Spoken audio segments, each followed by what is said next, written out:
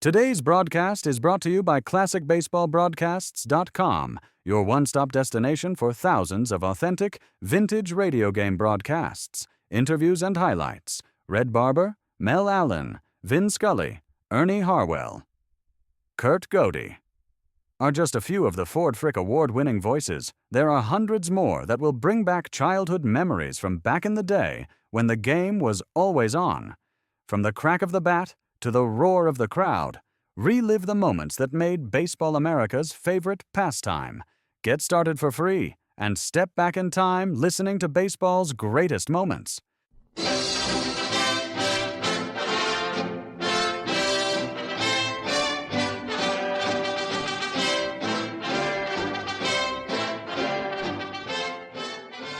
This is Jimmy Powers, and happy to be coming your way with another Grantland Rice story.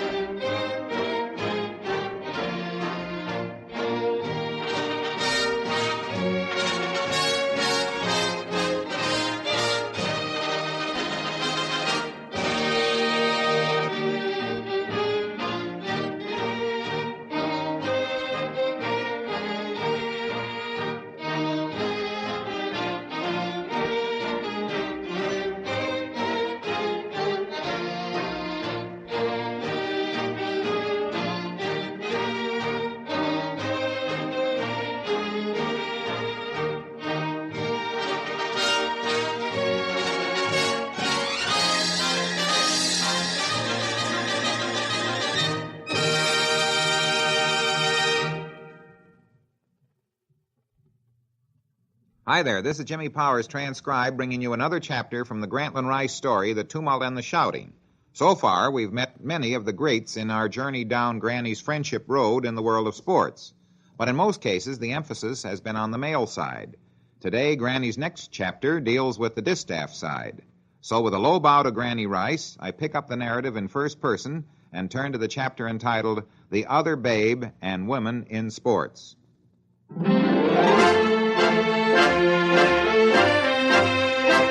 For more than 50 years, I have watched a great sports story gather tidal wave force. This is the story of women in competition, a story practically unknown at the turn of the century.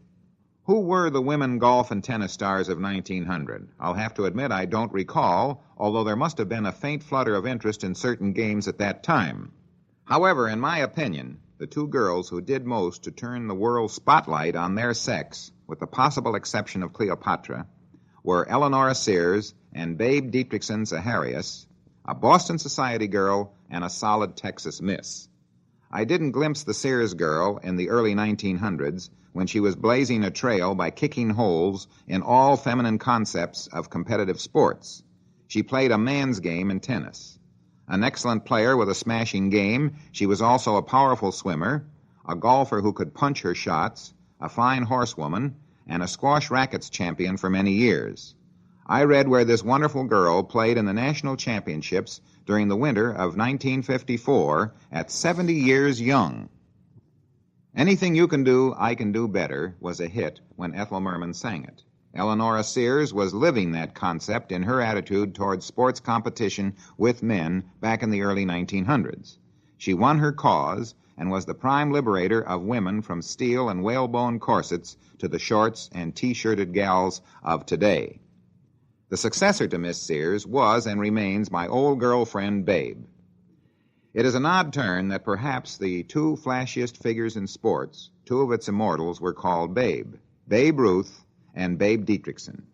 They stand above the mobs and the multitudes. They will still be alone and above the others when you and I are dust. I heard something about Babe Didrikson in 1931 when this clerk typist of the Employers Casualty Company of Dallas, Texas, came east to enter the Women's National Track and Field Championships at Newark, New Jersey. As I recall, she won 6 firsts, jumping and running off with the meet. I first met the Babe a year later, just before the Olympic Games opened in Los Angeles. The officials would allow her to enter only 3 events. Babe was upset. She wanted to enter 6 or 7. She won the javelin and the 80-meter low hurdles, but was disqualified in the high jump and had to settle for second place when her record leap was disallowed. Watching Babe Zaharias that day early in August 1932, I thought I saw the makings of a champion, not in track and field, where she already had proved her gold medal rating, but in golf, a sport where a girl might compete with men on their own terms. In my mind, she had all the physical attributes: the legs of a halfback, slender enough but strong, long muscled arms, nice height, and above all, a pair of strong hands and wrists. Westbrook Pegler and Paul Gallico were pounding away on their own stories when I mentioned that we might be looking at the greatest future woman golfer of all time. She tells me she's never played golf, but that she'd like to try it, I said. How would you like to go out early tomorrow to Brentwood? I'll bring the Babe along, and we'll see what she can do. Recalling that round recently, I thought Babe Zaharias had done pretty well. Olin Dutra, the club pro, a former Open champ, watched her make one long carry. All he said was, "I saw it, but I still don't believe it." After that match, boosting the Babe was one of the most pleasant and satisfying jobs in sports. She so rarely let me down on any competitive assignment. Grant's girl, they called her. It was all right by me. I tried to find something she couldn't do. Frankly, I failed. But I was certain one day I had to stop her. "How is your sewing?" I asked. "I frequently make my own clothes," she replied. "And if it interests you, I'm a pretty good cook." I forgot to ask how her archery was. I knew it was excellent. In 1933, when Babe Zaharias was barnstorming around the country playing basketball, our Sportlight Film Company made a moving picture of her in 12 sports. The film was shot mostly in and around Dallas. Perhaps the sequences of her playing football with Ray Morrison's Southern Methodist team were gagged a little, but the important point is that she was adept at running and handling a football. She threw a baseball 296 feet, an Olympic mark. Her points in diving were close to perfection, and her 100-yard swim test was but a 5th second off. Babe's reflexes were instantaneous. She was strong where strength was needed, quick where the premium was on speed and deftness. In 1935, Babe Zaharias took up golf seriously. By the end of 1935, she was playing championship golf, and 19 years later, at the age of 39, she was still at the top of her game. During the war, the two Babes, Ruth and Zaharias, played a war bond match against Mrs. Sylvia Annenberg and mysterious John Montague, the strong man who plays par golf with hoes, rakes, and shovels. The match was played on Long Island, and the course has since gone the way of all turf as a housing development. Promoted by the Hearst papers and Bill Coram, the show drew between 25,000 and 30,000 people who stampeded the course like great herds of sheep. Off the first tee around 1 p.m., it was near 6 p.m. when the foursome reached the 9th green. Ruth, trying to keep his shots on a string to prevent his ball from sculling a tourist with a hook, had a rough journey. As for Babe Zaharias, she needed a putt of less than 6 feet for a 32 when the crowd engulfed the contestants on the 9th green. While the Babe was winning the British Women's Amateur in 1947 over the gale-swept course at Gullane, Scotland, the first American to win it, I was fighting a battle of my own with pneumonia. The morning she arrived back in New York, I had hoped to be there to help greet her when she came down the bay. A suite had been reserved at the New Yorker Hotel. When I called, Babe Zaharias and George wanted to come up to see me. I spent a short half hour at their hotel quietly celebrating with Babe and George Zaharias, two wonderful kids whom I feel constitute an unusually warm and wonderful American love story. Babe Zaharias not only has the speed, strength, coordination, and competitive temperament, but a quality of stamina that, until recently, has been unlimited.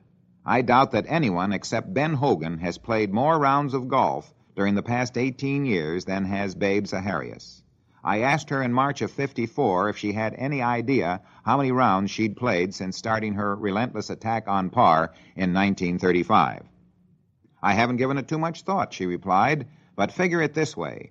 For the best part of 18 years, I've averaged a round a day, That's 365 rounds of golf times 18, or 6,570 rounds. A lot of walking, a lot of shots. I've worked, Grantland. I've worked hard. I want you to know something else, Babe continued. Since I've been playing serious golf, I've seen you many times at many clubs, but mostly it's been just a greeting en route to the first tee. Hello, Babe, how's your game, you'll say, and I reply, fine, Grantland, just fine. But that's not enough.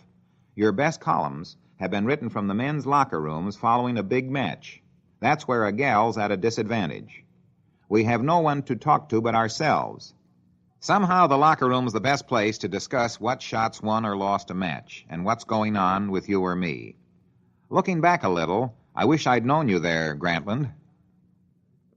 A star in 1932, she was a greater golfing star in 1954. More than 20 years have gone by, but the famed Babe remained at a remarkable peak. In her day and time, she had been the finest woman athlete of all time, one of the great golfers in the one sport she selected for a sporting and a competitive career. And now, once again, this is Jimmy Powers, transcribed, closing the tumult and the shouting for today. Next week, I'll return with another Grantland Rice story. Until then, so long.